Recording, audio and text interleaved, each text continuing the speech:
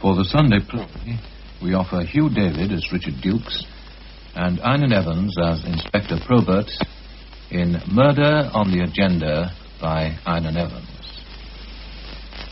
Murder on the Agenda.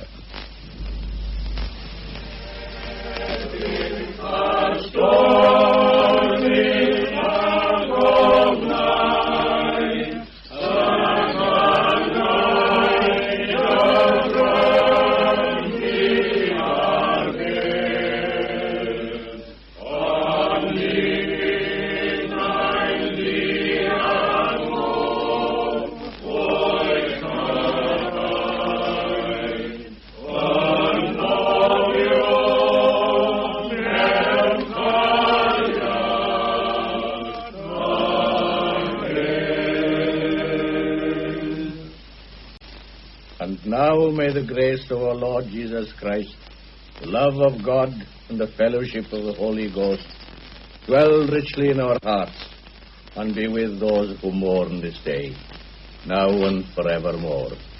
Amen. Amen. Amen. Oh, hello, Sergeant. Mr. Dukes, I saw you from the car. It was good of you to come. Not at all. It would have been most odd for me to have stayed away. You remember Gwen Harris, of course, John Griffiths, Albert Thomas, Bernard Howells. Of course. I'm so pleased you were able to get here. Well, as Richard said, Sergeant, it would be odd if any of us stayed away. Oh, yes. Good friends. I'm sure George would have been pleased. Let's say he is pleased, Father. Yes, I mean that. We are pleased, too. I knew that Mr. Dukes would be coming, of course, and I rather hoped that the rest of you... Well, thank you. It's not easy to find anything to say, Anne. I know that. Nor do we know how we feel exactly. I suppose it's a blessing in a way. You will come back to the house? Not now, Anne. They're all coming back to my flat. We thought to chat about old times. We don't meet as often as we should. We'll call in tomorrow, maybe. You'll be welcome at any time. Yes, you'll be very welcome. Thank you again for coming. Sergeant Price. What a beautiful service. Very fitting, if I may say so. Bitter blow, Sergeant, a bitter blow. And yet, remembering how the boy suffered all those years. They'll be all right now, boys. We can go. Well, I must say the old gent's taking it very well. And Anne's been a real brick. It must be a relief to both of them. And yes, at a time like this...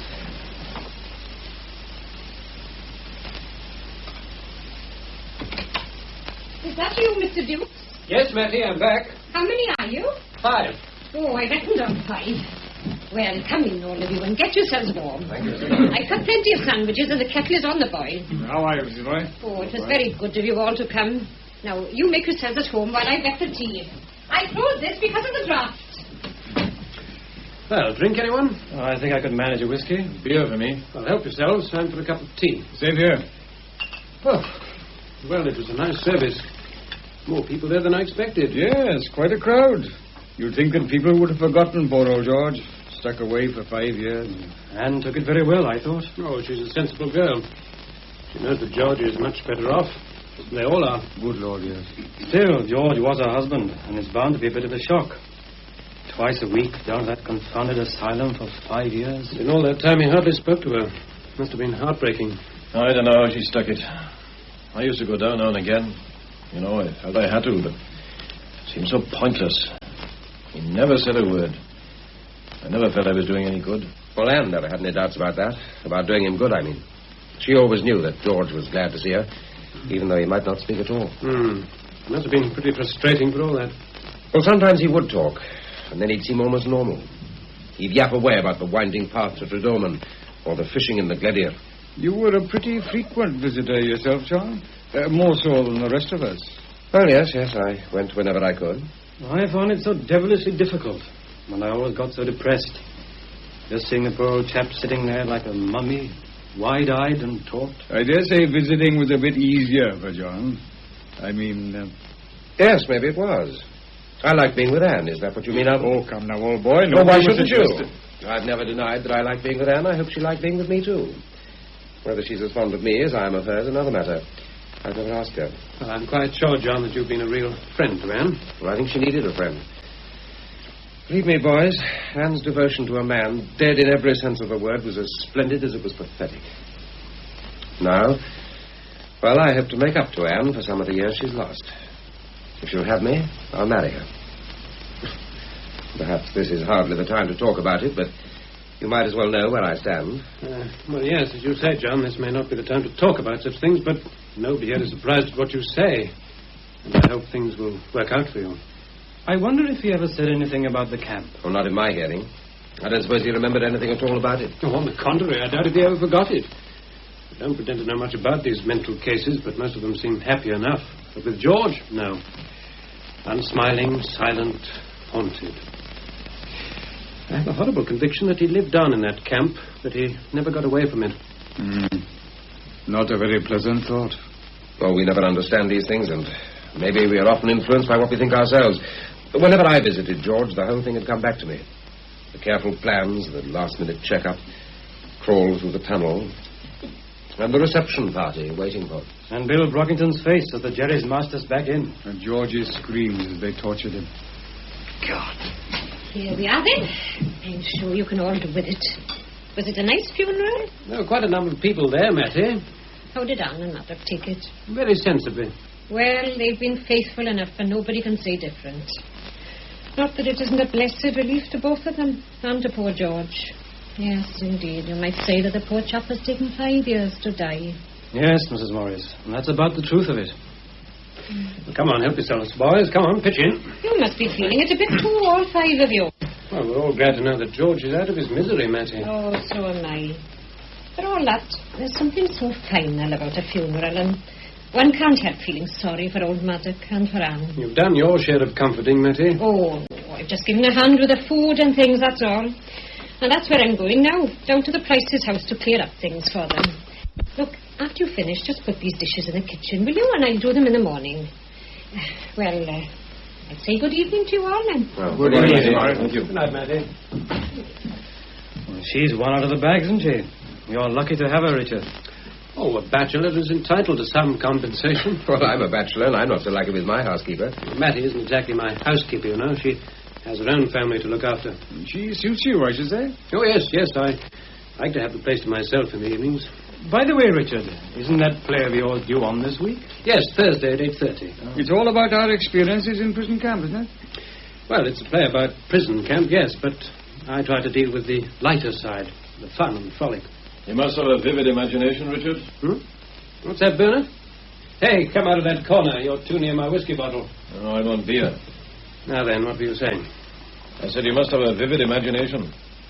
I don't remember any fun and frolic. Well, there was the football team, Bernie, old boy. And the cricket. Yeah, not forgetting the thespians. I'll never forget the night Richard split his pants.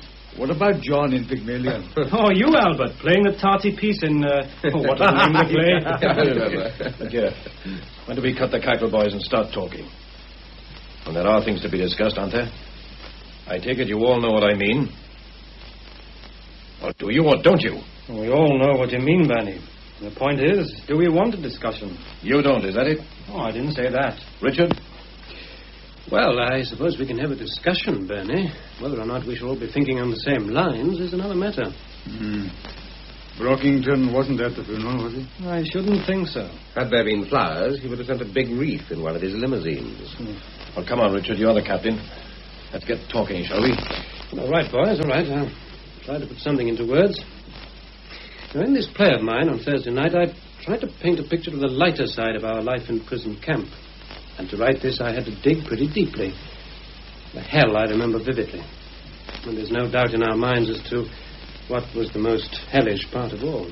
5 years is a long time to remember a man's screams in the night. But I hear them over and over again. But why only George? That's what's always puzzled me. If they'd got us together for torture, we'd have given each other moral support. Besides, George was the leader. I remember one night in particular. They must have given him a rest during the day, and then, just after lights out, they started. Oh, what the hell. Oh, don't let's rake it all up. Get to the point, Richard. Well, it was obvious to us all that Bill Brockington had split on us. If we needed any proof, then the look on his face when the Jerrys marched us back into the camp would have given it us. He told the guards all he knew. But he didn't know enough. George had all the escape plan locked in his mind, so they tortured him until he cracked up. And the 5 of us swore, didn't we, that if George died, Bill Brockington would die too. If we'd killed him there and then, it would have been easy. And it's not so easy now, eh? Well, is it? Lots of water has gone under the bridge. Time mellows. Well, not for me, it doesn't. I hate the swine today as much as I did then. We all hate him, Bernie. But what do you propose we should do? Go out and shoot him? Might be as good an idea as any. There's a price to pay for that sort of thing. Bigger than the price George paid? Well, maybe not. Now, look, surely boys, don't let's fall out with each other. Let's discuss the whole thing calmly, if we can. I suppose we can be called respectable citizens, and some of you have families. Cold-blooded killing seems rather remote from us all. Do we feel as strongly now as we did 5 years ago? And if we do, can we implement those feelings? Are we going to say now that we want to kill this man? And if we say yes, Richard, what then? Somebody has to do the job. Somebody has to go along to Brockington's house, take out a gun and shoot him. Or a knife and stab him. Those are the cold facts. And if we say no, Richard, what then? If we say that all this was a long time ago, the war's over and forgotten. George Price has taken 5 years to die, but he rests in peace at last. We go home tonight and put our heads on a pillow and thank God for our homes, our comforts, prosperity, or what have you. And do we forget about the torture, about our oath, about the swine we swore to kill, and just drop off to sleep? No, not tonight we won't. Not for many nights to come. If you heard his screaming in the night, you won't hear it any less just because George is under the sod. Anyone else? There's a lot in what Bernie says. Well, if none of you chaps feel as I do... We haven't all had our say, Bernie. So I notice. Nobody here has any love for Brockington, Bernie. But snake that he is, the law is bound to catch up with him. Would you be prepared to take the rap? Is he worth hanging for? That's not the point. Or perhaps we wouldn't be found out. Perhaps Bernie thinks we could cook up an ingenious scheme. It wouldn't be the first game we've cooked, would it? What have you to say, Richard? Oh, what can I say? I'm a writer. But I couldn't think up a more ludicrous situation than this. 5 staid, respectable men discussing whether or not they'll take another man's life. Murder on the agenda. All in favor say aye, have another drink and good night. On the other hand, we took an oath. Maybe the oath as such is not all that important, but we have to meet up with Brockington. He lives in this village. And then there's Anne. I see her every day, and you all see her fairly often. And George's father, the old sergeant. We meet him, too. I don't suppose we shall ever be able to wipe out the memory of that suffering, nor shall we ever forget what we swore to do. That's what I mean. It's not going to be easy, but what's the alternative? I shall be haunted. Don't let's get melodramatic. I'm saying what I think, Quinn. You may be afraid to kill this man. I should be afraid to let him live. Of course there may be consequences. But anyone scared of them shouldn't be involved. Sit down, Bernie. Keep cool. Albert. No one could hate the louse more than I do. But can we just take the law into our own hands? Somebody would actually have to do this. One of us. What do we do? Draw lots? Yes. What did you say, Richard? I said we would draw lots. You can't be serious. I'm serious in this respect. If we're contemplating doing this thing at all, then the whole venture would have to be planned. You've got some ideas, Richard? Well, let me put it like this. A decision will have to be made. Even if we dismiss the whole thing, we still have to agree to dismiss it. But if we decide the oath has to stand, I suggest a plan. All right, let's hear it. Oh, wait a bit. We haven't decided anything yet. Well, let's hear the plan anyhow. Sure, let's hear it. It should be interesting to know how to commit the perfect crime, even if we have no intention of committing it. The obvious alternative to murder is suicide. If Bill Brockington decides to shoot himself, I can at least provide the gun. That's a Luger. Well, we're not very impressed so far, Richard. The Luger's commonplace enough. But this one belongs to Bill Brockington. His initials are on the butt. And since Brockington will have marked other souvenirs in the same way, there won't be much doubt about the ownership. If you remember, boys, that was a hobby of his, carving initials. He did it rather expertly. You mean that one of us should shoot Brockington with his own gun? That's part of the plan. How did you get hold of the gun, Richard? Accidentally. We all had our share of war souvenirs, and mine got mixed up with Brockington's. Had we been on better terms, I might have handed it over. Before you go any further, Richard, I think there's one thing we should keep in mind. If anything happens to Brockington, somebody's going to remember that we were all in that hellhole together. Of course. Well, it doesn't sound very healthy, does it? Not unless we can arrange a perfect alibi. For whoever does the killing? No. For the lot of us. This drawing lots. Is it part of the plan, Richard, that none of us shall know who did the shooting? That's it. Go on from there, Richard. We put 5 papers in a hat with a cross on one of them. Well, that's straightforward enough. Then this alibi. On Thursday night, my play goes out on television. Well, what more natural than that we should all meet here to see it? A most suitable occasion for a reunion. The play starts at 8:30, and you'd all leave your homes, allowing enough time to get here by 8:15. I would spend the early part of the evening in the Red Lion and leave there at about 8:10. Well, that's clear enough. But nobody arrives here at the appointed time, not even me. What we each do will be our own affair, as long as we keep out of sight. Now, we all get here at 9 o'clock, or thereabouts, by which time the man with the cross will have shot Brockington and placed the gun in his hand. I see. Then we'd all swear that we arrived here at 8:15. And nobody would know whom we were protecting. Not even us. Well, find the snags thus far, boys. There are none. No, not so fast, Bernie. Why do you have to be out of the house, Richard, when you're the host? 2 reasons. I have to let people know that I'm expecting you, and I may be the one to draw the cross. Oh, yes, of course. Next? How can we be sure where to find Brockington? Well, the chances are 100 to 1 that he'll be watching this play, too. There is the obvious snag, of course. We could be questioned about the play. I have some spare copies. You have 3 days to study the first 30 minutes of the script. Then some policeman will ask us about a technical hitch. We'll try to talk round it, and then he'll tell us there wasn't one. Oh, I think I can knock out with that side of it. If there is a hitch, then I'll know about it. It's a good idea, boys. Simple but ingenious.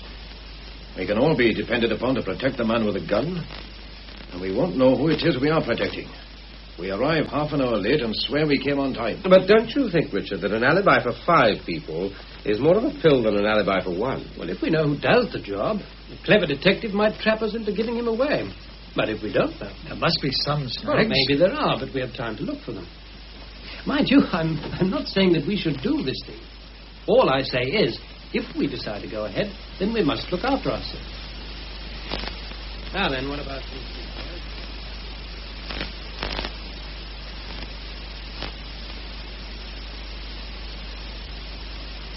Good night, and thank you. It was kind of you to come. Oh, dear, Mrs. Bevan's a kindly woman, but she does talk. Never mind, that's the last of them. I'll get a nice quiet cup of tea before I go. Oh, home. no, I don't want any tea, thank you, Mattie. It's not what you want, Merky, but what you're going to get. You've been on your feet all day, Matty. Then I'll be sitting down with you in just 2 minutes. I've got it all ready. Tired, Merky? It's been a bit of a day. For me, too. I suppose in a few days we'll realize that this is a blessing for us all, but we're bound to feel a bit empty at first. Yes. Yes, I think that's the word. Empty. I marvel at you, Anwar. Many girls in your position would be as bitter as gall. Being bitter won't help, will it? 10 years of marriage, 2 of them your husband spends in a prison camp and 5 in an asylum. I try to think of the happy 3. I'm not one for talking, Anne, but I'm not blind to how good you've been. You've been pretty good yourself, Dad. Here we are, then. Fresh pot of tea and some tasty sandwiches. Huh? I don't think so. Come on. Maddock? Isn't it funny, Maddock? I always call you that when you haven't got your old uniform on. But when you're in your buttons, I call you Sergeant, sort of automatic. The inspector always said it was a mistake to leave me in my old village. Too familiar, he said, but I managed to keep the peace. Oh, indeed, yes. There, now, come on, eat, both of you. Lucky I could sell this ham away, or those Gormans would have polished the lot. No wonder, Matty. You pressed them enough. You know, I sometimes think it's all wrong to turn a funeral into a feast. But on the other hand, I suppose some people come from a long way and they have to eat. After all, there's nothing disrespectful in a nice bit of boiled ham. Now, come on, eat, both of you. It's no use neglecting your stomachs. I know it's hard for both of you. You to lose a husband, Anne, and you, Maddock, to lose a son. But the poor boy is better off, and it's a blessing for all three. Right, now, all set, boys. I'm sorry this has to be so theatrical, but if we're not to know who takes the gun, it has to be done this way. The gun's loaded, of course? Yes, it is. Now, I've put it in the glove box out in the hall, and I've closed the lid. The only man to open the lid will be the man with the cross. Each man will go out into the hall in turn, closing the door behind him. Then the man with the cross will open the glove box quietly, take the gun and go. Okay? Right. And then we meet on Thursday as arranged. Right. Come on, Bernie. Shake the hat, will you? All right. Right. Gwyn, you shall have first pick. Well, I needn't look at it until I'm in the hall. And then close the front door as you leave. Then we'll know that you're gone. Good night. Night.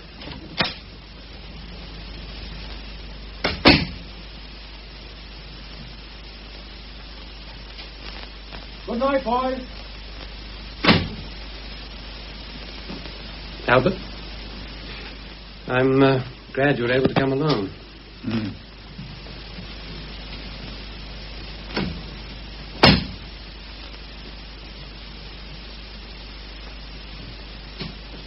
Good night, boys.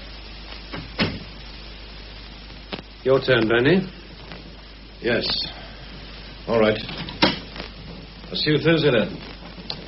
You're at 8:15, you said? For the record, yes.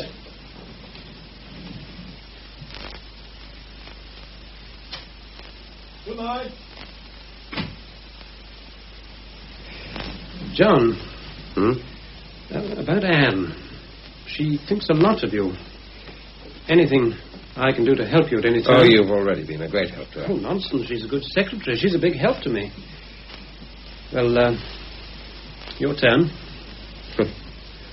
I've got a horrible feeling that I'm going to pick that cross. Shall I pick before you? No. I'll take it as it comes. As you say, Richard, this is a bit theatrical. But it's jolly effective. And I'll see you on Thursday.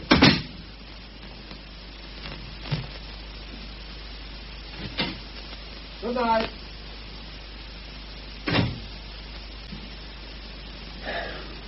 Oh, well.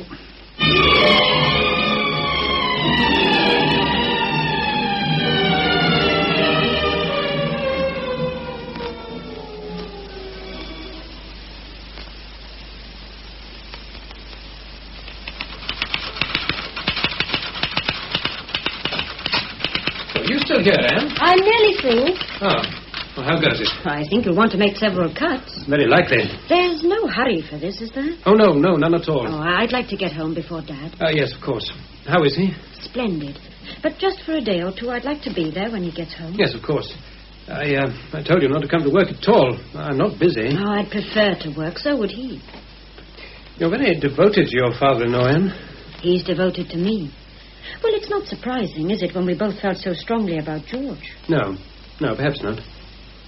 Well, don't come into work if you don't feel like it. How did rehearsals go? Oh, the usual jumble. I marvel that it ever sorts itself out. You still think I ought not to see the play? I wouldn't advise it, Anne. Under the circumstances, I don't particularly want to see it myself. It's been put on at the wrong time for us all. Look, nobody could have known that George was going to die. I hope it goes all right. Oh, by the way, the vicar phoned. His set has broken down, and he wondered if you might come here to see the play. Well, what did you tell him? Well, I said I thought you wouldn't mind. Well, quite. But I told him that Bernard Howells would be here, and since those two are not very fond of each other... What did you say? Well, I don't think he'll come. You're not sure? Maybe he'll give you a ring. Well, good night then, Richard. See you tomorrow. Only if you feel like it.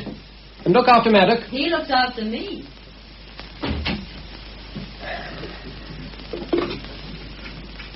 No exchange? Hello, Mary. Get me 3-2, will you, please?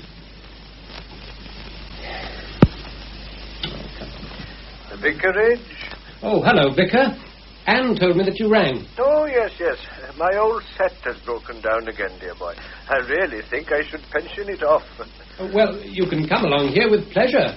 We'll be glad to have you join our little party. Yes, Anne mentioned something about a party. Well, hardly a party. Just a few of the chaps who were with me in the prison camp. We thought we might like to see the play together. Oh, my dear Richard, I wouldn't dare intrude. Oh, come, Vicar. I'm sure my friends will conduct themselves most respectfully. Exactly.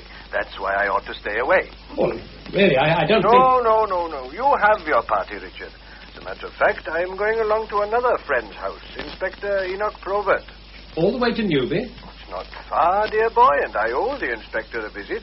Oh, well, if you're quite sure, then... Yes. I'll call in tomorrow evening and let you know what I think of it. Do that. I'll have cleared away the empties. Good. Well, thanks for ringing. I hope it goes well, dear boy. Whew.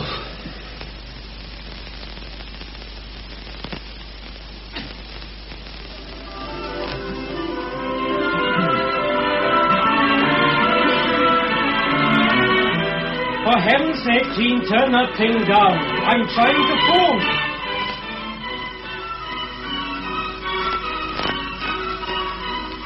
No, I said 5-9. That's the Bryn Mill garage, isn't it? Come on. All of that tempered things. Anyone would think I did it deliberately. Have you ever had a puncture? Yes, my dear, I had one last Friday. And like a fool, I left it flat in the boot. But if you'd told me when I got home about your puncture, I'd have repaired it. You knew I was going out. I do now. Bryn Mill garage. Oh, hurry. I've got a flat. 2 flats. And I've got to get to Getty Dowell. Can you run me over? Okay, in 15 minutes. Oh, I could repair the puncture in that time. I want to go at once. Okay, I'll send the boy. Thanks. Such a fuss. The play doesn't start until 8:30. I keep telling you, we've all arranged to meet at 15:15. It'll take me 10 minutes to drive in. Why didn't you phone John Griffiths and ask him to pick you up? Why should I drag John out here? It isn't much out of his way. Oh, don't nag, Jean, just because I'm going out for one night. I'm not nagging. Heaven only knows I don't go out very often. And I'm jolly glad you don't. All this fuss. Must be there at 15:15, hiring a car to take you. You'll all have a drink after the play, I dare say. So why should you be in such a tearing hurry to get to Richard Duke's place hours before the thing starts? We arranged to meet at 8:15. It seems a stupid idea to me, anyhow. Meeting together to watch a play. Why couldn't you see it with me? Okay, big word. TV 8:30. Don't forget to watch. What else will I do, stuck here on my own? I'll be home soon after 10, and as sober as a judge, cross my heart. TV, don't forget.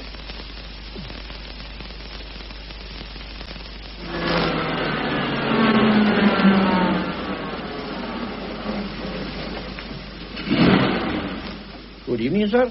Oh, Mr. Griffiths, is it? Oh, good evening, George. It's all right to leave my car there, I suppose. Well, it's the official car park, as you might say. Not that it gets overcrowded, as you can see. No. Something on in the village hall makes a difference, mind you. And I can remember a night back last winter. What time is it, George? Oh, the church clock is dead right. Yes, maybe it is, but I can't quite see it in the dark. About 10 past, I'd say. Fair play for Ted Coity ever since he took charge of that there clock. Oh, thank you, sir. Thank you indeed. I'll keep an eye on the car, sir. Depend on me. Well, I'll be back about 10, I should think. There's one thing about this car park, mind you.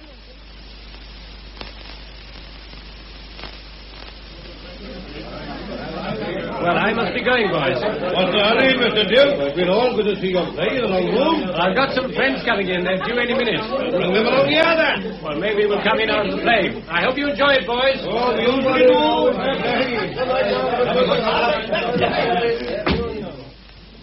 Oh, good evening, Sergeant. Oh, good evening, Mr. Dukes.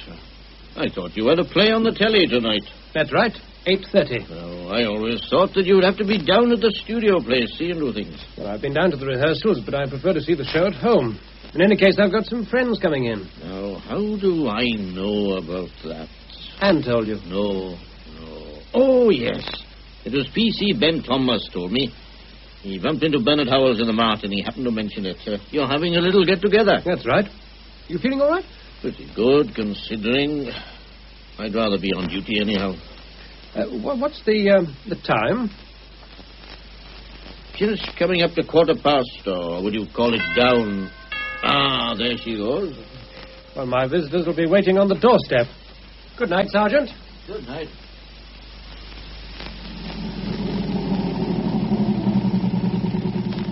The cross, Getty Dowell. Are you late, conductor? No, sir. 8:15 will do you. Oh, thanks. Good night. Good night, sir.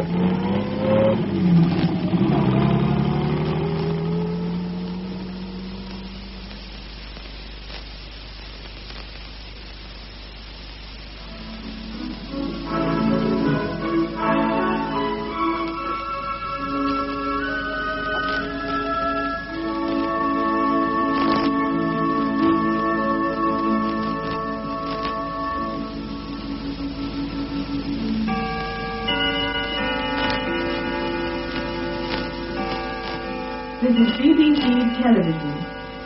And now for our play, which is No Iron Bar the Cage by Richard Dukes.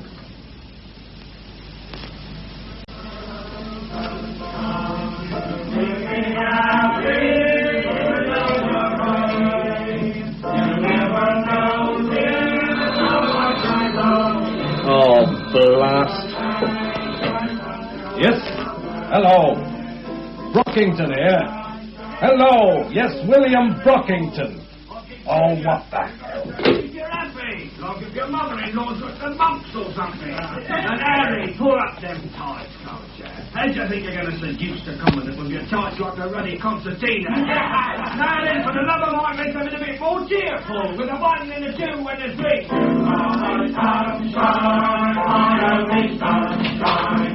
Who's there? What do you want? Get back. Keep away. I'll call the police.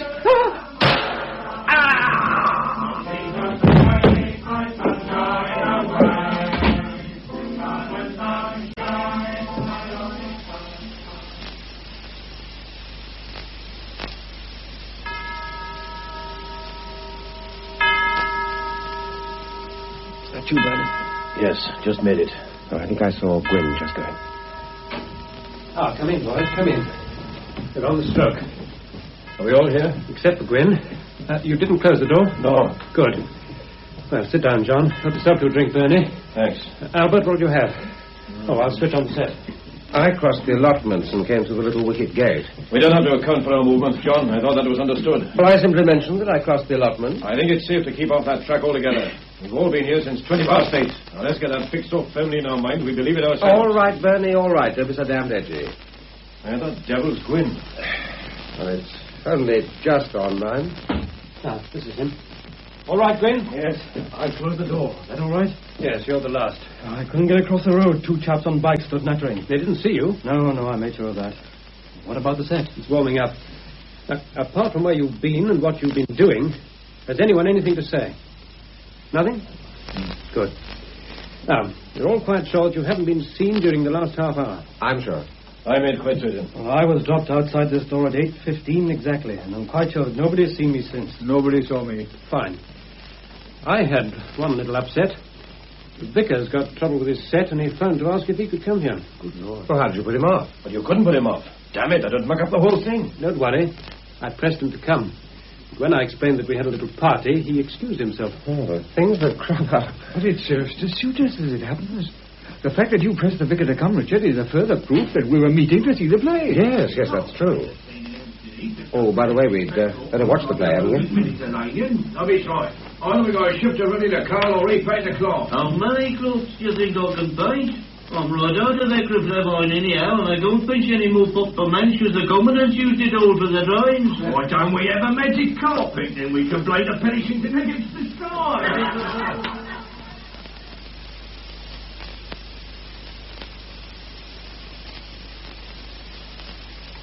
How long should we wait here, Richard? The play's been over for half an hour now. Well, I think we should wait another half hour or so and then leave rather noisily. I hope you saw enough of the play to know what it's all about. I'm afraid I'd be a bit shaky if I were questioned about it. I wasn't concentrating. And you should say as little as possible. Well, who remembers the play in detail anyhow? Well, I've read it, so I know it fairly well. What about technical hitches, Richard? I don't think there could have been any. It finished on time, didn't it? May I put a point, Richard? Yes, by all means. Now's the time for a check-up. Well, I don't think we can depend on this suicide angle. We've done what we can to make it look like suicide, at least I assume we have, but the police have means nowadays of finding out about such things. We knew from the start that there was a pretty good chance of us coming under suspicion. And our scheme is foolproof. Well, I'm only anxious that we should take every precaution. Well, we've done that. Don't let's hold an inquest. What's tickling you, Bernie? Well, it's an odd situation, isn't it? We've all been involved in killing a man, and only one of us knows if he's dead. Well, let's drink to success, boys. Yeah. A toast, gentlemen. A toast to the police. May they have calm, untroubled minds. Yeah. Excuse me. Getty Dowell, 22. Oh, hello, Richard. You've not heard the news? What news, Vicar? about poor Bill Brockington. He's committed suicide. Committed suicide? Good heavens, when did this happen? Sometime this evening. I was having supper with Inspector Probert, and he was called out. Have you seen the inspector since? No, I stayed here to finish my coffee, and he phoned me later. Well, what are the details? Well, it seems that Brockington was watching your play. The set was still on when the inspector got to his house. He'd shot himself through the head. Good heavens. Yes, well, I'm just about to go home now, but I thought I'd let you know. Yes, thanks. It was kind of you. It's a bit of a shock, isn't it? Indeed it is. Well, good night then, Richard. Thank you for ringing, Vicar. Good night. Through the head. He shot himself through the head. Well, let's hope it stays that way. If not, let's hope the plan is as good as we think it is.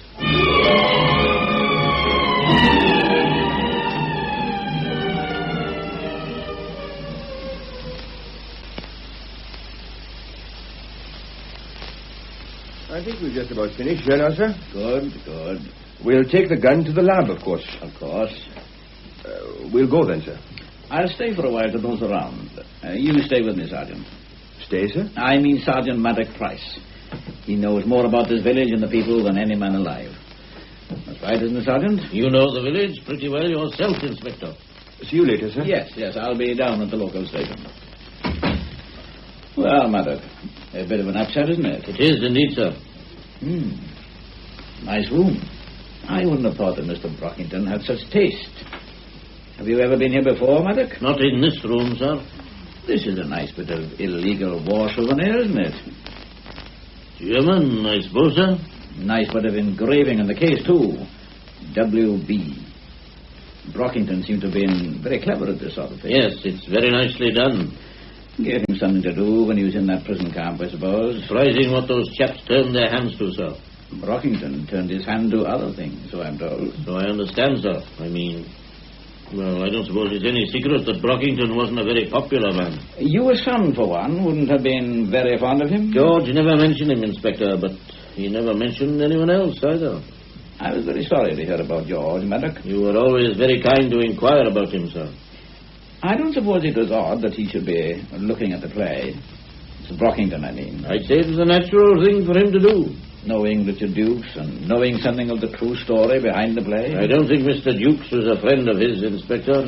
No, maybe not. Say, what do you think about this, Maddox? Me, sir?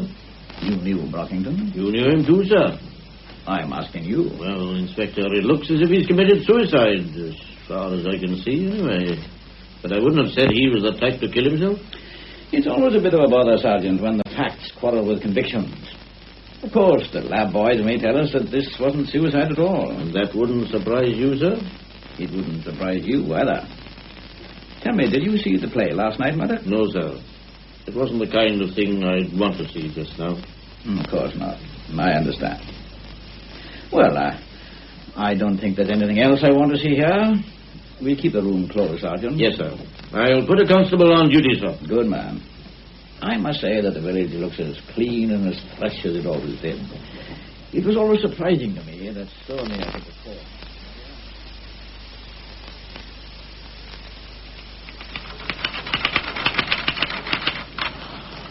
Well, if it's all the same to you two, I'm off. My old man will think that I've left him. And that would be what you'd call wishful thinking. It's your own fault that you're late, Mattie. Oh, maybe it is. I wanted to finish the bedroom, then I can have a day off on Saturday. You just coming on, Val? Oh, you go along, Mattie. Don't wait. Oh, who can this be now? Well, whoever it is, I'm not staying. I never thought to be as late as this. You with Inspector Probert. Hello, Mrs. Morris. Is Mr. Dukes in? Well, did you want to see him? That's why I called. Oh, you'd better come in. It's the police. No. Hello, Inspector. Come in. Come right in. Thank you. You know Anne, of course, Mrs. Price. Yes, certainly. How'd you do, Inspector? I was very sorry to hear about your husband, Mr. Price. Thank you. You knew George, of course. Oh, yes. I spent several years in Gaffney Dowell when I was a constable. One remembers the happy times. Don't leave on my account. No, I was just going, anyway. Is it all right for me to go, Mr. Dukes? I think so, Mattie. I doubt if the inspector has come to arrest me. I'll get your coat on. Oh, if you will, Matty. I just want to stick some of these stamps on. My gloves are in the glove box. Right-o. Sit down, Inspector. Thank you. This business of Brockington is upsetting, isn't it? For whom, Inspector? Well, in such a quiet village. I don't think there are many villagers shedding tears over Brockington, Inspector. So why should we pretend that the affair is upsetting? Speaking for myself, I shan't spare him aside. Well, that's frank enough. And what about you, Mrs. Price? You probably know my story, Inspector. I'm glad that Mr. Brockington is dead. Oh, well, it's nice to know where we all stand. Well, I'm taking the post, Richard. Good evening, both. Good evening. Good night, Anne. You'd better put this on, I think, Matthew. It gets quite chilly at this time of the day, and I don't... Well, it's nice to see you, Inspector, but to what am I indebted, etc., etc., etc. Can't I just be sociable? I suppose you could if you tried. Well, for one thing, I wanted to tell you that I enjoyed your play. Good. I always counted you one of my fans. Yes, it was good. It seemed so real. Not that I was ever in a prison camp myself, but one could believe in it. It had a ring of authenticity. The author is always to colour the truth a little for dramatic effect. But only delicately coloured it, I should say. That slight, almost imperceptible exaggeration.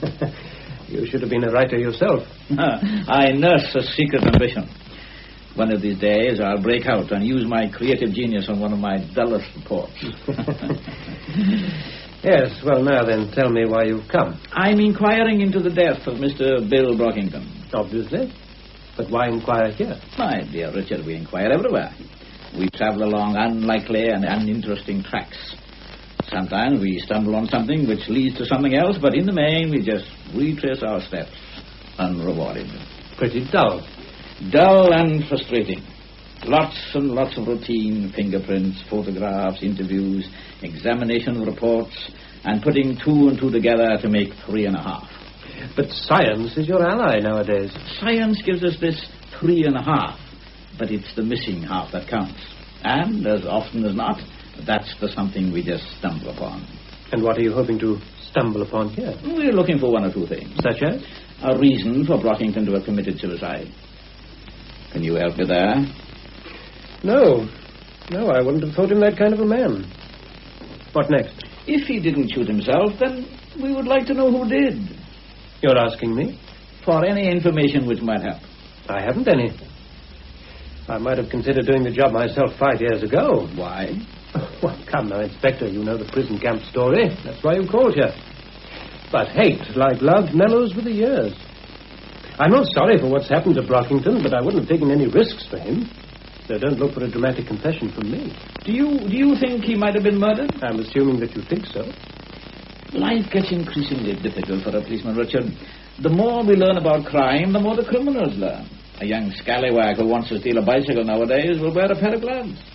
What's the use of our elaborate equipment for testing for fingerprints if the crooks leave none behind? Yes, I should think that even the most modest crook is pretty wary about fingerprints nowadays. In this case, there are no prints. Tell me, Inspector, what leads you to conclude that this was not a case of suicide? Did I say it wasn't? You imply it. Well, what bothers us is the absence of reason. I have a feeling that Brockington was murdered. Then, as I said, the fingerprint. You said there were none. That's what I mean. I don't follow. Oh, come, Richard, that's obvious enough. The complete absence of fingerprints would suggest a careful intruder. But why an intruder at all? There were no prints on the gun. None? Now, let me qualify that. There were just a few. Brockington's forefinger shows on the barrel, and his palm is clearly seen on the butt. So the gun was in Brockington's hand? Yes. Well, aren't you satisfied with that? But he would have had to pick up the gun from a drawer, handle it quite a bit before pulling the trigger. You could hardly expect him to have put on a glove for all these preliminaries, and taking off the glove to make a kill. Yes, I see. Have you identified the gun? A German Luger. Commonplace enough. So it could have been Brockington's own gun? Of course. So someone walks into Brockington's lounge, goes to a drawer, takes out a gun with Brockington's initials on the butt, sticks it close to the victim's head and shoots. What is Brockington doing meanwhile? Looking at my play, I presume? Who said anything about the initials on the gun? Didn't you? No, I don't think so. Oh. Oh, well, Brockington carved initials on everything. Ah, yes. Yes, that's a good point. You probably noticed a lot of his carving around. I did indeed. W.B. Very artistically done. Well, I must go. Oh, you're not going already? I haven't given you a drink. I can only be sociable when I try to be, and just now I haven't the time to try. I have other calls to make. I hope the others will prove more fruitful. You've never written a detective play, Richard? No. You should. Then I could help you. Not if you think your work is dull. But we would concentrate on the more interesting features. Those elusive fractions, remember? 2 and 2 make 3.5, and it's the other half that counts. Think about it, a chap. Dull for the most part, but a significant fact emerges. A fact? One lonely little detail. And what was that? The best detective keeps a secret and throws his proof into the murderer's face in the last act. You seem convinced that Brockington was murdered. I didn't say so. Well, fortunately, I can account for my movements. I was at home last night watching my play. And you had company, I'm told. You were told? The vicar sensed that he would be unwelcome here. Oh, yes, Bernard Howells was here. They don't see eye to eye. Who did you have altogether? Well, since the play was based on our experiences in the prison camp, I thought it would be rather nice if the chaps who were together there... So that would be Bernard, Gwyn Harris, Albert Thomas, who else? John Griffiths. Just the 5 of us. And George Price would have made the 6th. Ah, well. Good evening, Richard. I'll be seeing you. Good evening, Inspector.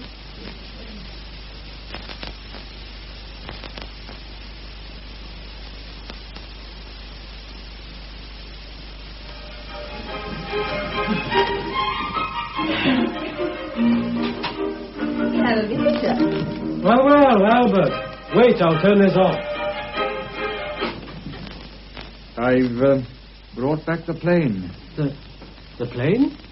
You asked me about it last night. Oh, yes, of course. But there's no hurry, old boy. I'm just getting some tea. But Jean, I'm not staying. I won't be a minute. What's all this about a plane? Just an excuse for coming here. But why an excuse at all? Because it looks as if the suicide idea has gone down the drain already. So what? A clear case of suicide would have saved us a lot of worry. Anyhow, Enoch Probert has already been to see Richard. He didn't waste much time. No. Richard asked me to warn the rest of you to behave as naturally as possible. It's not very natural for you to bring back my perishing plane for a start. You never return anything. Well, I had to give Gwen some reason for my coming here. So I said you wanted a plane. You mentioned it last night at the party. That's what I told her. All right. Forget about the plane. What did Richard tell you? He thinks that the inspector will call on the rest of us. We are all to admit that we hated Brockington's guts. But Albert, old boy, all this has been arranged. I haven't forgotten. I'm doing what I'm told to do. Richard asked me to warn you. Okay, keep your wool on. Don't be so edgy. No, that's the kind of thing we have to watch. Okay, you watch it. I'm feeling fine. I never had any enthusiasm for this plan of ours, but now that Brockington is dead, I feel a deep personal satisfaction. I suppose I'm the edgy type. I don't think you deserve any tea, Albert, seeing as you call here about once in a blue moon. I should come oftener, I know. One would think that you boys, having gone through so much together, would have some sort of a bond. Well, maybe we saw too much of each other in Germany. Friendship wears a bit thin behind the wire fence. This is my at-home day. Pour out, Gwyn. This could be the inspector now. Well, all right, Albert, all right. It's perfectly natural for you to call and see me, even without my plane. Yes, sir. I suppose it is. Come in, Inspector, come in. I don't know why you called, but you're very welcome. Move that thing, Gwyn, for the inspector to sit. Oh, my fault. It's my plane. Gwyn's plane, rather. He nagged me about it last night, and I brought it back. A bit of a do-it-yourself chap, are you, Albert? Well, I like working about the house. Well, with my tools, mainly. Tea, Inspector? Well, now, that's most kind of you, Mrs. Harris. Thank you. I dare say you're wondering why I called. Not really, Inspector. You're probably making inquiries about Bill Brockington. And you know that we spent some time together. You want to know what I thought of him? He was a swine. Nice cup of tea, Mrs. Harris. I had no great affection for him either, Inspector. Could either of you chaps suggest any reason you might have had for taking his life? Remorse? He saw his sins piling up before him like a mountain, and he couldn't take it. Not a very good theory, I'm afraid. What happened, Inspector? All the talk in the village is that he committed suicide. We can't stop people talking. My job at the moment is to find out as much as I can about Brockington. And I'm quite sure you already know what we can tell you. He's squealed on us in prison camp. Yes, so I've heard. I wonder you chaps let him get away with it. Oh, but Jerry thought of that. And they took him to their bosoms. We never even got a chance to kick his shins. Then, when the war was over... Well, you know how it is, Inspector. Tempers cooled. And we were too busy looking after ourselves. Yes, I dare say. Well, boys, just for the records, can you account for your movements last night between, say, 8 and 10 o'clock? That's easy. We were all at Richard's flat watching his play. Who do you mean by all? Well, there were a lot of us. I mean, we were a little gang together in the prison camp, and Richard suggested we should have a little party. And when was this arranged? When we all met at the funeral. At George Price's funeral? Yes. It was after the funeral, actually. We all went along to Richard's flat for a drink. Yes, I see. Then you arranged to meet again to watch the play. That would be about 8 o'clock, huh? 8:15, actually. What time did you leave here, Gwyn? I had a flat tire, so I phoned for a car. We left here soon after 8. A hired car. I told him he had money to burn. Time is time, G. Not with you, it isn't. And you, Albert? I live pretty near the village. I must have left the house soon after 8. Anyhow, I arrived on time. Then you all saw the play, had a drink, and went home. Well, it wasn't much of a drink. The vicar phoned about Brockington. Well, that's all pretty straightforward, isn't it? Sometimes I think I waste an awful lot of time asking pointless questions. But these things have to be done. Oh, well, thanks for the tea, Mrs. Harris. Quite a nice-looking plane, this. Worth borrowing, eh, Albert? Gwyn has a splendid kit of tools. They last forever at the rate he uses them. Albert must have had that plane for 6 months, and Gwyn hasn't missed it. Well, I'm sorry to have disturbed you. Good night, Inspector. Good night, sir. Good night. Nice of you to call, Inspector. Made us feel sort of important, if you know what I mean. There you are, Albert. What's wrong with that? Nothing. He was very pleasant. Too pleasant. Enoch Probert was always the same. Everybody says he's a nice chap. I bet he sends Christmas cards to all the chaps he puts in jail. Well, have some more tea. Dean, are you bringing more water? I think this is a bit strong.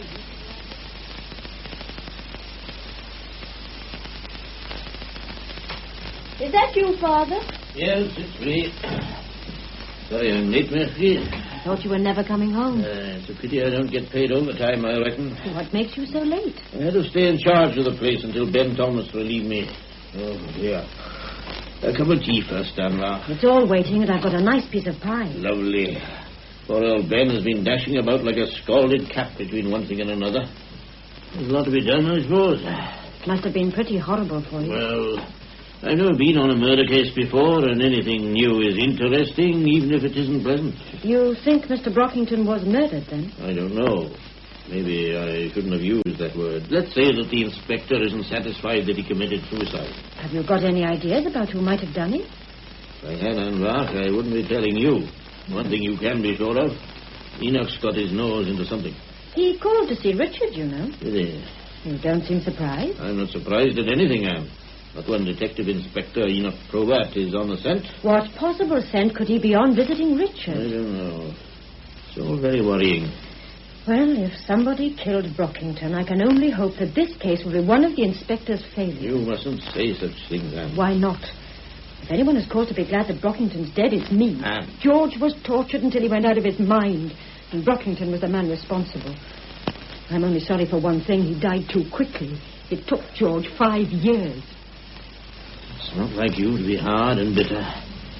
In any case, it's all over and done with, and George is resting in peace. All right, Father, but don't expect me to waste any sympathy on Mr. William Brockington. Don't think I'm shedding any tears about Mr. Brockington, but there are things about his death that worry me. George had friends, and Mr. Dukes was only one of them. But you don't think Richard had anything to do with this, surely? It's not what I think that matters. It's a great pity you have to be concerned with this business at all. If only you'd retired last year when I Let's go over that again. But if you'd listened to me, you'd have been out of all this. I don't like you being mixed up in it. I'm giving in my notice at the end of this month. Is that a promise? I cross my heart. I think I've had enough now. Oh, good. I'm jolly glad. Now take off those boots and I'll get a meal. I've got a feeling that this pie...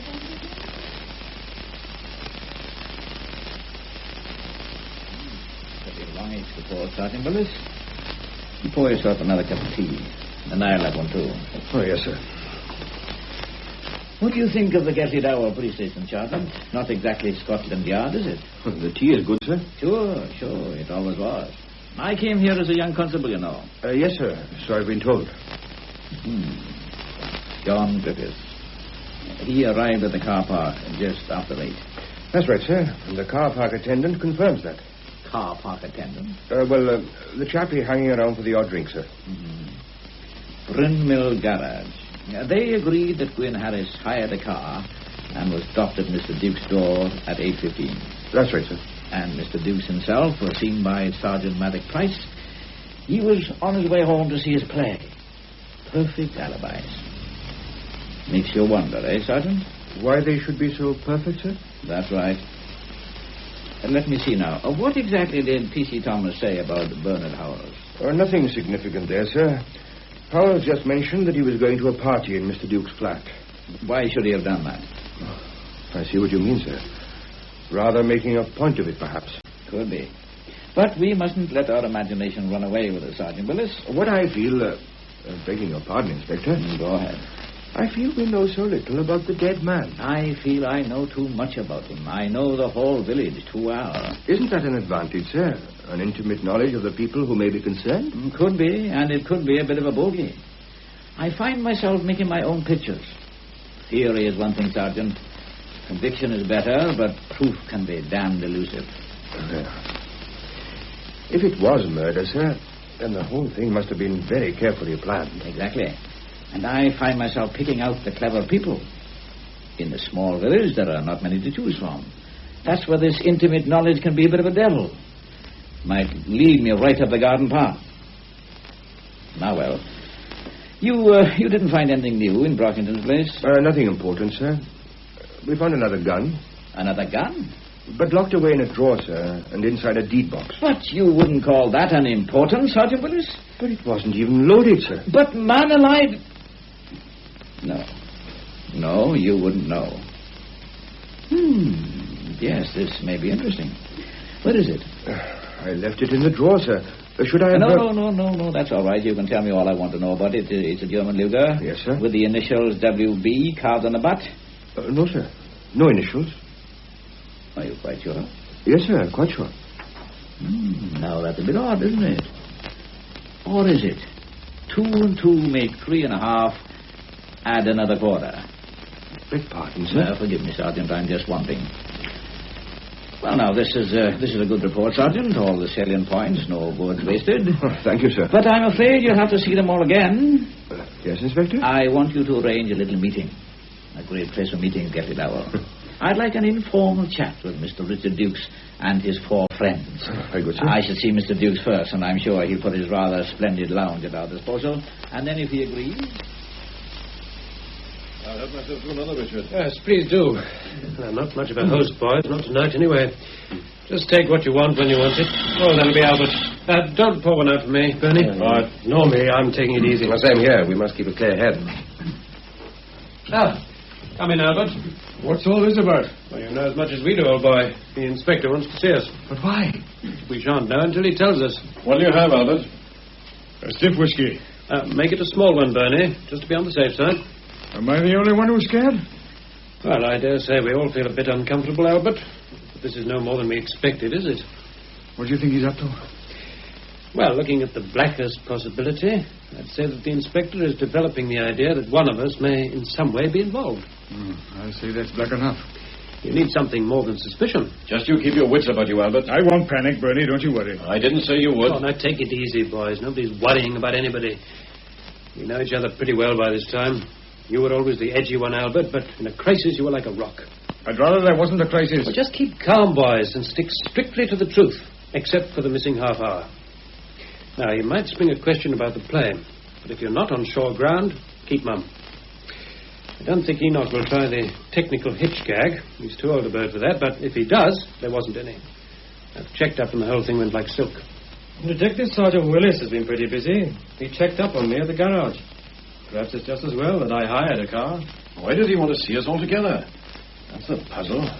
One would think he'd do better talking to us one at a time. He's done that already. He or Willis. Oh, they're giving me a miss, then.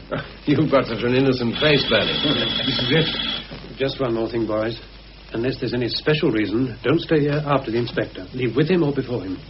We don't want him to think that we're going to hold an inquest. We're not in the least concerned. Well, best of luck. Thank you. This ought to make a good film story if we get away with it. We will, don't worry. Then for the rest of our days, 4 of us will be making guesses about a 5th. Damn funny. Well,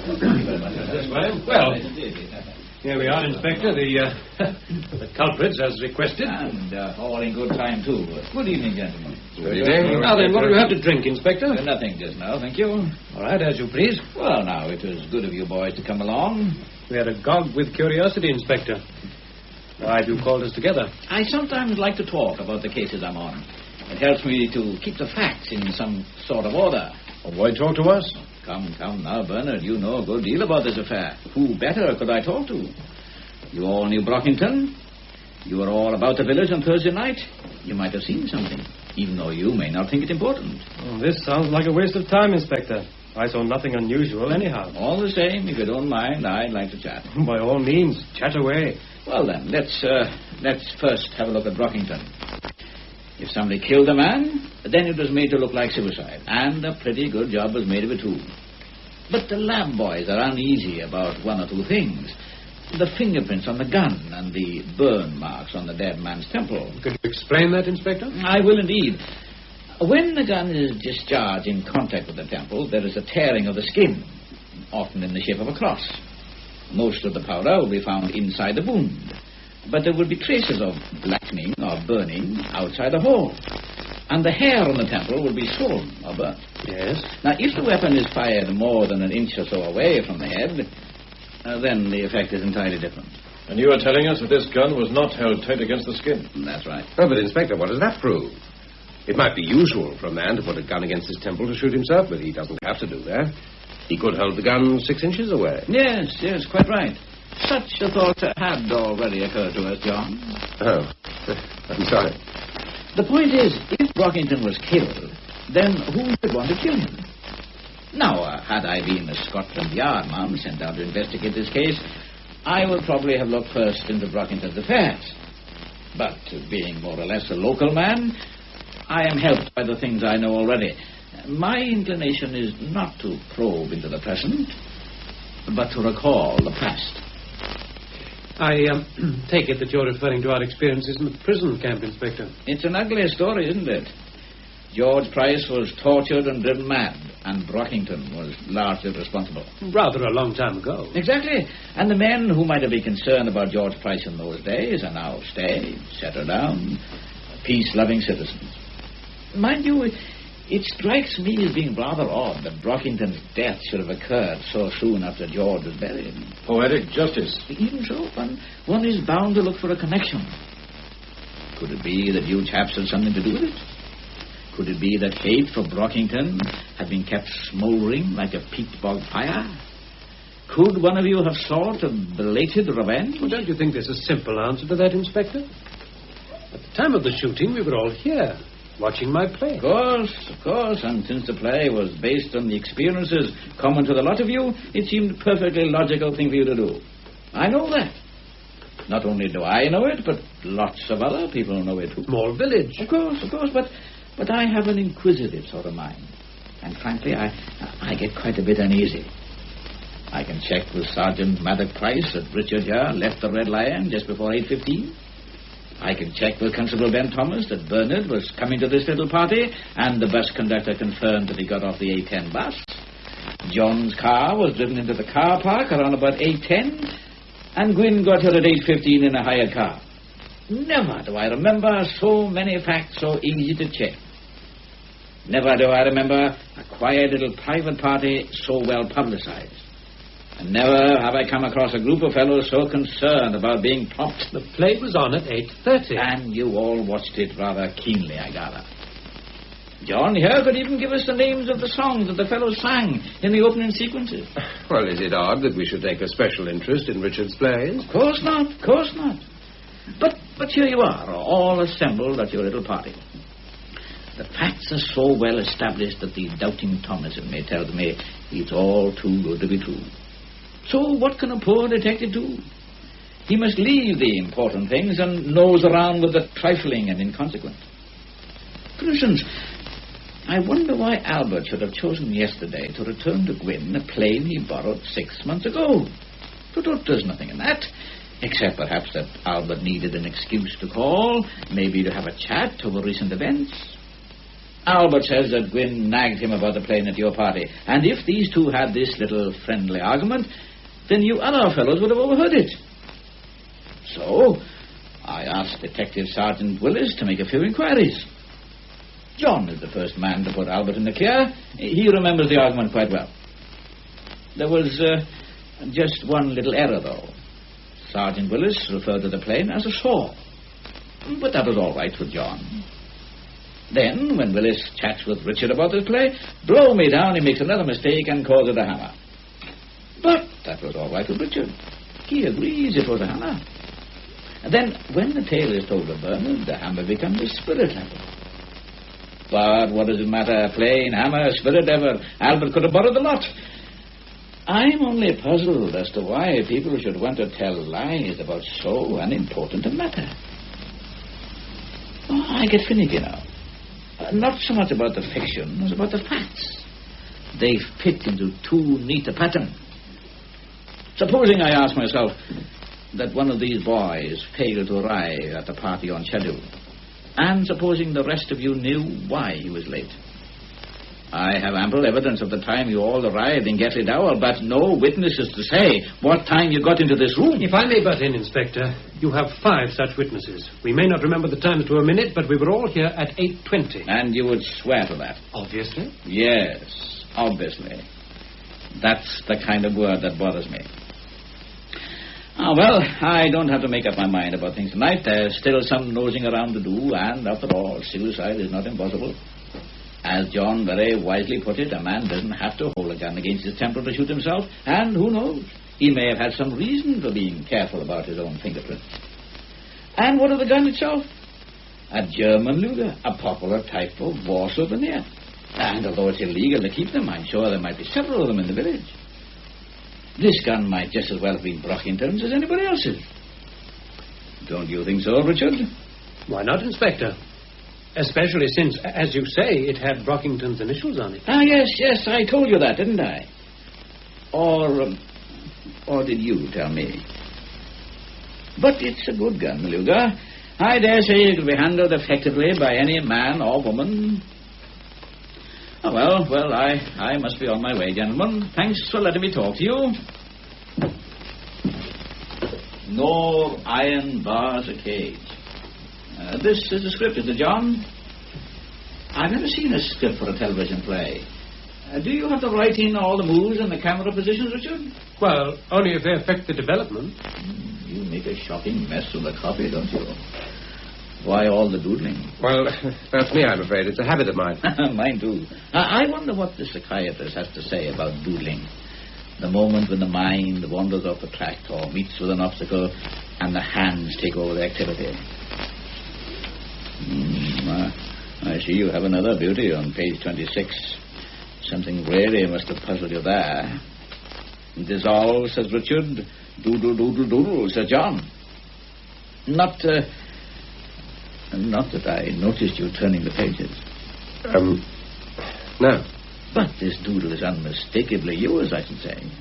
Yes, I've been reading the script. That explains you knowing all the song titles. You're a dark horse, John.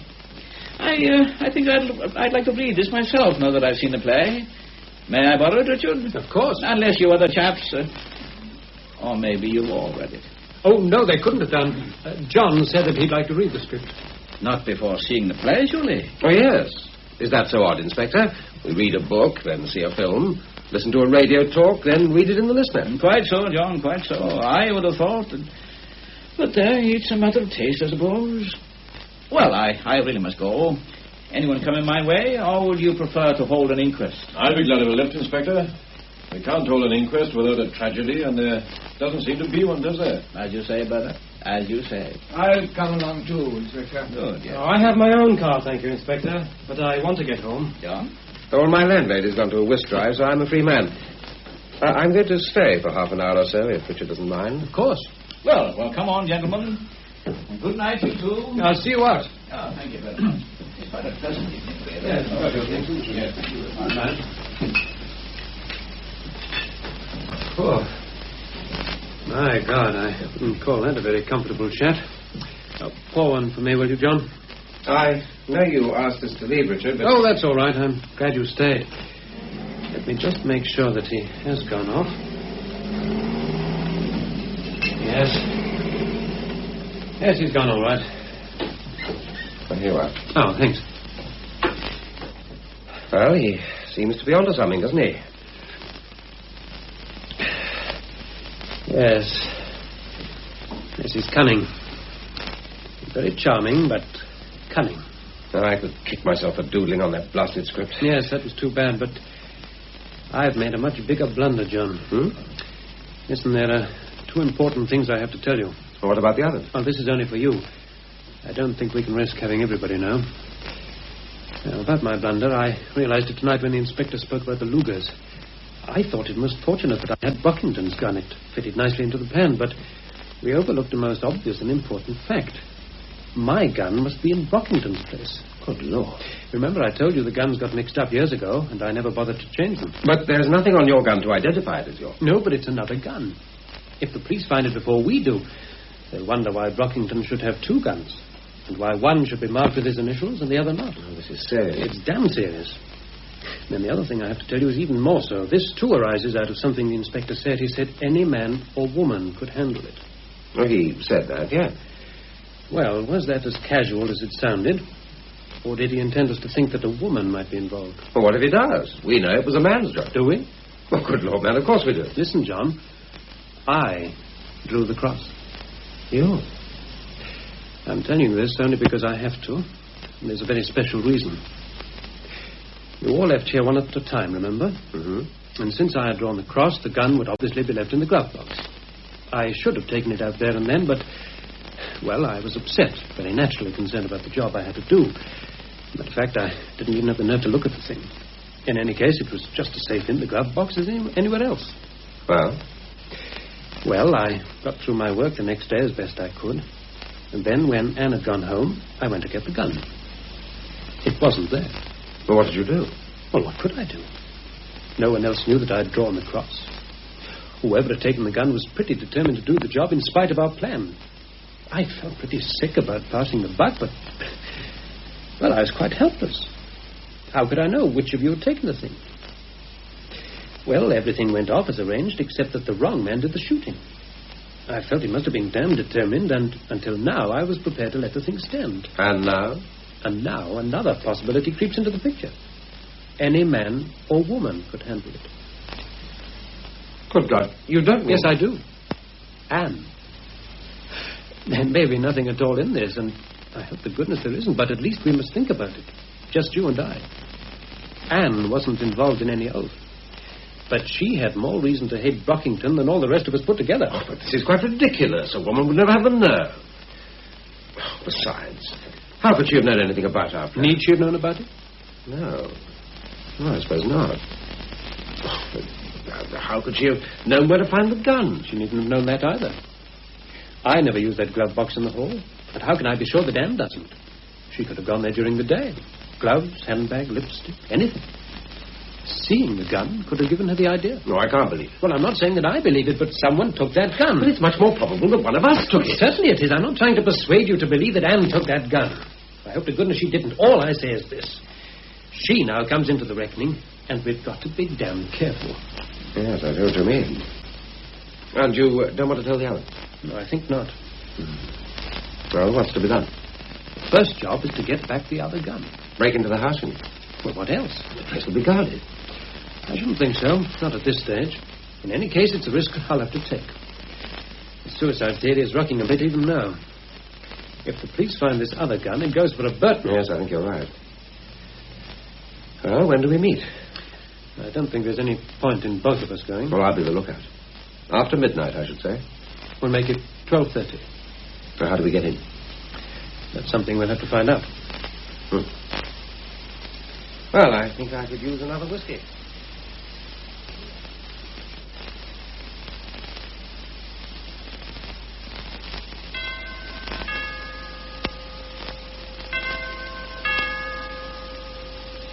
You all right, John? Fine. Now then, I hope I remember the geography of this place. Yes, this must be the door. I hope to goodness it isn't locked. What's that? What? I thought I heard something. I don't think we're very good at this sort of thing. John, you hold the torch. Right. That's fine. Here we go. Close the door quietly, and I'll see if the curtains are properly drawn. Okay? Yes, I think so. Now then, we'll try all the drawers first, I should think. What if they're locked? Well, we'll try all the open ones before we start forcing anything.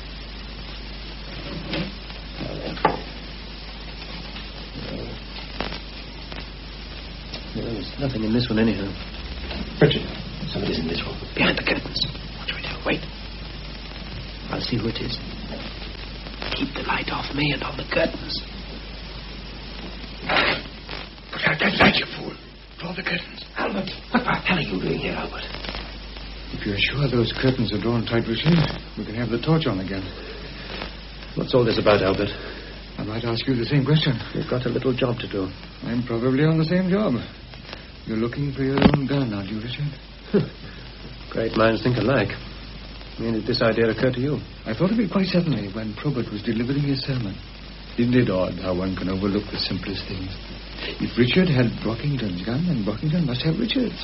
So you came to get it? I was afraid that the idea might not occur to anyone else, and there was no time for a consultation. If the police pick up this other gun, no suicide. Well, let's find it and get out of here. Where have you looked, Albert? I was nearly through with that cupboard. Right, and you have your own torch? Yeah. Well, try not to disturb anything. John, keep the light on the bureau. I've got it, boys. I've got it. Good. Let's go. What a bit of luck. How did you find those curtains, Albert? They were open. I drew them. Right. Now then, boys, take it easy. Have a good look round to see that nothing is disturbed. And then we'll put out the torches and open the curtains. Good evening, gentlemen. You looking for something? Put on the light, will you, Sergeant? I'm sure we'll be much more cozy if we can see each other. Ah, better. Sergeant Maddox Price, perhaps you'll stand by the door. You know Detective Sergeant Willis? But that, of course, you do. Well, now then, gentlemen, it's not exactly usual for respectable men to call uninvited at this time of the night, especially when the householder is not in residence. But I'm sure you have a perfectly logical explanation for being here. Have you, Inspector? Oh, yes. I was waiting for you. I'm sure you'll want to tell us the full story. Certainly, Richard. I owe it to you. I find it so very frustrating to have strong feelings about a thing and have no facts to support them. So that when Detective Sergeant Willis found that gun in a drawer, I asked him to leave it there. You see, I had this feeling that somebody else might be interested in the weapon. So, in my little chat with you gentlemen, I mentioned the popularity of this particular sort of war souvenir. And, of course, you have some sort of reason for all this, Inspector? Certainly. I had a hunch that you chaps were concerned with Brockington's death. There was little proof in support of such a hunch, but there were one or two useful little pointers. John's knowledge of the script, for one thing. I wondered why John should have wanted to read your play before the transmission, Richard. He could have read it out of interest, of course, but on the other hand, he could have wanted to familiarize himself with the parts he might not see. The beginning, for instance. And not only John, there might have been other scripts and other readers. And that's what I suggest happened, gentlemen. One of you came late to your party. The problem is, which of you? Not that this matters as much as you may think. If, as I suspect, you are all involved in some sort of scheme, then the man who might have pulled the trigger is no more guilty than the rest. You are all accessories before the facts, which could make things rather uncomfortable. Forgive my stupidity, Inspector, but I'm a little hazy on the simple question of proof. Your theory is quite romantic, if not very practical. I take it you have some sort of support for what you say? My dear Richard, what better proof can I have than your nocturnal visiting? Dear me, I can congratulate myself. So, also to Sergeant Willis. We spent hours searching for the usual clues, the print of the rubber heel, the lady's lipstick, the hairpin on the carpet, but we found nothing of interest. What have we now? 3 men all looking for a gun. Sure, your interest in the gun is quite easy to understand, isn't it? Brockington would have used his own gun if he wanted to shoot himself. You don't think it possible that he should have had 2 guns? Quite possible. But why, then, are you worried about the one you've just found? I think we're moving along very nicely, gentlemen. Indeed, I might even warn you at this stage that anything you say will be taken down and could be used in evidence. And I think I'd leave it at that for tonight. You're not making any charge? Not at the moment. I'm sure I can rely on your good sense not to leave Gately Dowell or do anything silly. In the meantime, I shall make further inquiries. What further inquiries? Oh, come now, John. We found out a good deal, but we don't know the full story. Then you can know it now. I shot him. Really? I'll make a full statement here and now. I shot Brockington. I see. And you brought along your friend Richard tonight to help you recover some of the evidence. If you like to put it like that. Only to discover that Albert got here before you. We were all in it, of course. We decided that Brockington had to be killed. When did you decide this? 5 years ago. Yes, I thought it might be something like that. Some silly oath, I suppose. Not necessarily silly. So you 5 fellows agreed to do this together. No one else involved? Of course not. Well, obviously not. Don't get too enthusiastic, John. Overemphasis always makes me suspicious. Well, the only thing that matters now is that I did the job. You mean you were chosen to do it? Put it that way if you wish. What of the 2 guns? Well, they were accidentally exchanged some years ago. Mm-hmm. Brockington had carved his initials on his own gun, so it was the perfect weapon. I was given this gun, or rather I took it. I came along here and found him watching the television. I put the muzzle as near as I could to his temple, and I pulled the trigger. And then you placed the gun in the dead man's hand and went along to join the party. Yes. And the other members of the party knowing what you'd done? No. No? No, we drew lots. No one was to know who did the shooting. I was the unlucky one. So you were all late for the play, is that it? Half an hour late. So you came here to shoot Brockington with his own gun? Yes. A gun which could easily have been identified as his. The initials WB carved on the butt. That's right.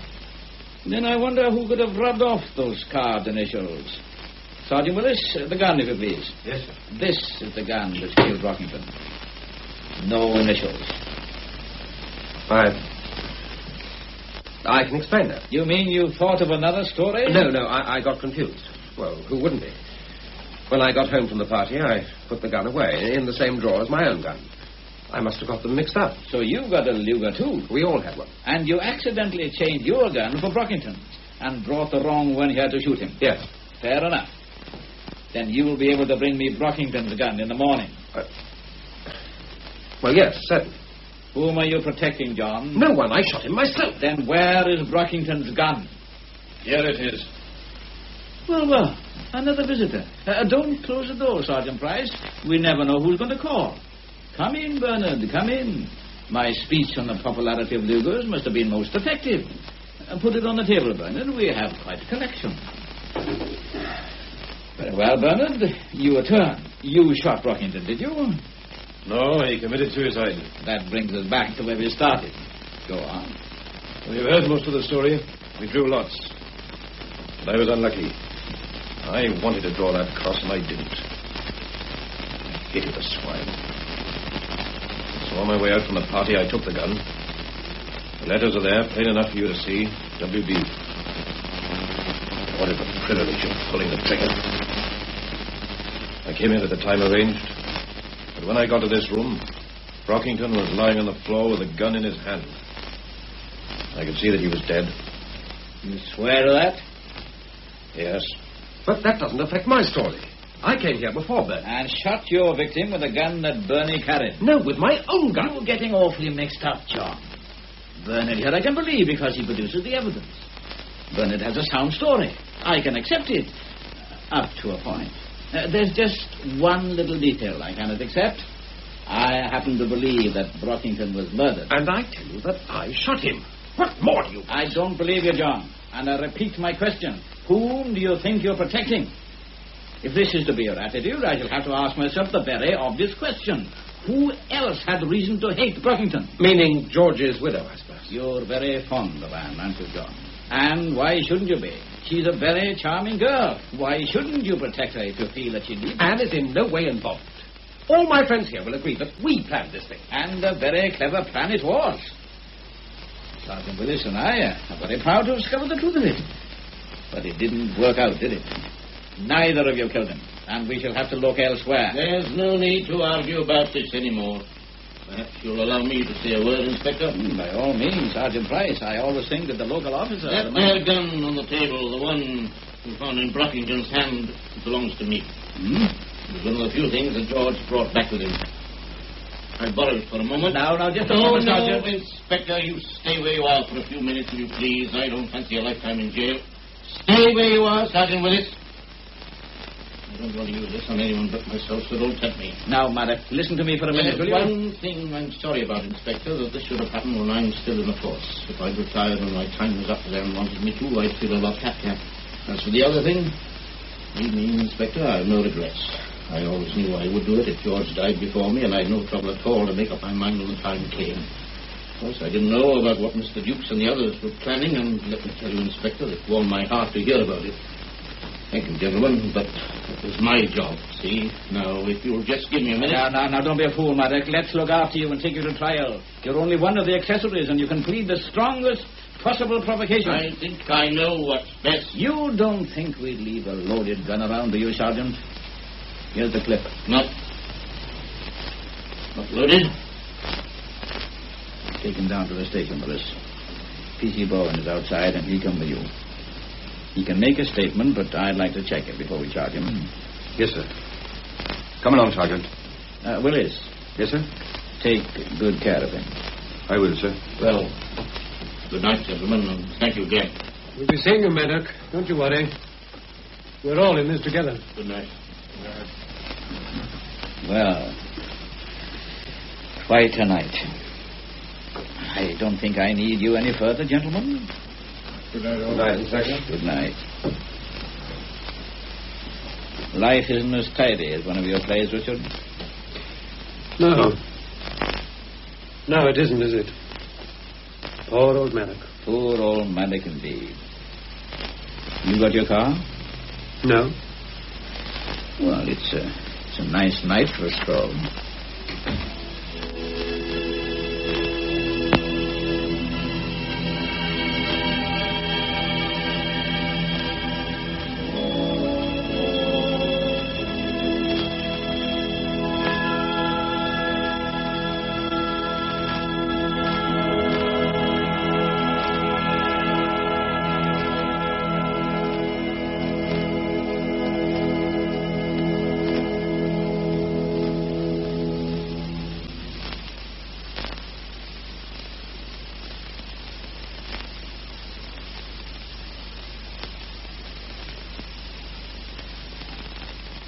You have been listening to Murder on the Agenda by Einan Evans.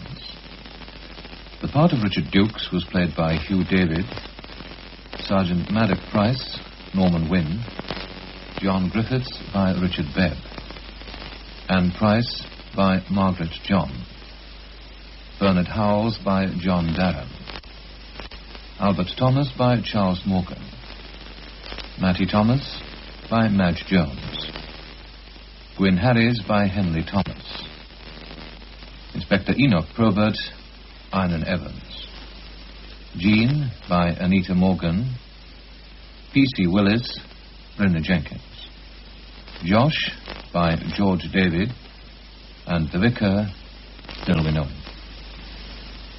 Other voices heard were those of Yeyan Rhys Williams and D.L. Davis.